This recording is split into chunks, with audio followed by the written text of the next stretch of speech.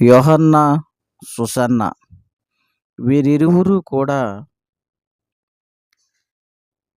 హేరోదు యొక్క గృహ నిర్వాహకుడగు కూజా భార్యయగు యోహన్నాయు, సుసన్నాయు ఆయనతో కూడా ఉండిరి. ఎవరితో ఉన్నారు వీరు అని ఆలోచిస్తే, వారు తమ భర్త హేరోదు గృహ నిర్వాహకుడిగా ఉన్నప్పటికీ కూడా వీరు ప్రభువు యందు భయభక్తులు కలిగినటువంటి బిడ్డలుగా ఉన్నారు.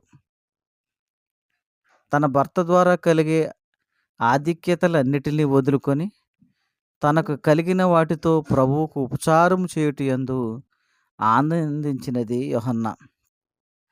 ఒక శిష్యురాలుగా ప్రభువును వెంబడిస్తూ ఆయనకు ఉపచారం చేసినటువంటి స్త్రీగా ఈమె పేరు లిఖించదగినది. యోహన్న ప్రభువును వెంబడించినటువంటి శిష్యురాలు. అదేవిధంగా సుసన్న కూడా ప్రభువును వెంబడించుట ప్రారంభించిన తరువాత ఈమె గత జీవితాన్ని గురించి ఎన్నడూ కూడా అతిశయించలేదు. గతాన్ని గుర్తు చేసుకుని విచారించే వ్యక్తిగా ఈమె లేదు.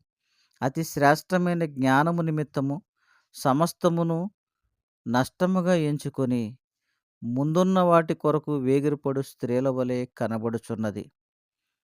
ఈ యోహన్న, సుసన్న ఇరువురు కూడా ఆనాడు దేవుని రాజ్య వ్యాప్తి కొరకు దేవుని రాజ్య సువార్తను తెలుపుచు ప్రకటించుచు ప్రతి పట్టణములోను ప్రతి గ్రామములోను సంచారము చేయుచుండగా ఆనాడు అనేక మందికి సువార్తను అందించినటువంటి స్త్రీలలో వీరిరువురు కూడా ఉన్నారు.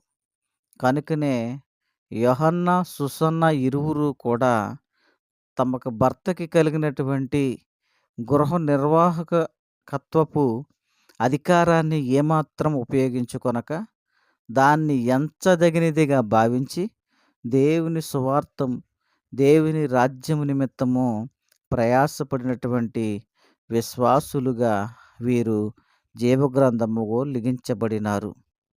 ఈ రీతిగా వీరి వలె మనము కూడా దేవుని రాజ్య సువార్త కొరకు, దేవుని రాజ్య వ్యాప్తి కొరకు మనందరము కూడా ప్రయాసపడవలసిన వారమై ఉన్నాం.